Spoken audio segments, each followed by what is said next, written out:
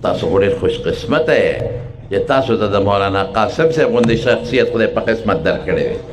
تاسو چې اوس کوم مولانا صاحب ولاړ دی، مولانا محمد قاسم صاحب، نو تش مولانا نه دی، شیخ الحدیث دی.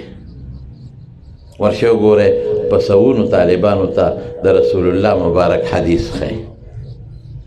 شیخ التفسیر دی، د خدای د قرآن تفسیر خلکو ته ښیي.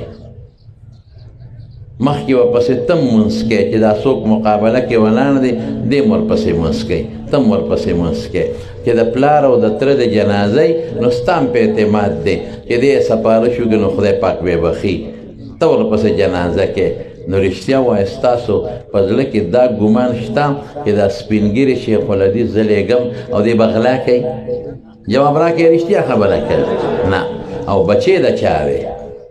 د باباجي بچی دی او څومره غټه مدرسه چلی، او ستاسو په دې ټوله علاقه کې داسې جومات به ما ته ونه ښایې کم دی چې د دارالعلوم شیرګل بچی یا د بچي بچی پکې نه. څومره خیر یې درته رسولی. دا مسلمانان دي، دا نیکان دي، دا صالحان دي، دا واړه دا ټول دا به انشاءالله ټول د مولانا قاسم پټکي اوچت ساتي.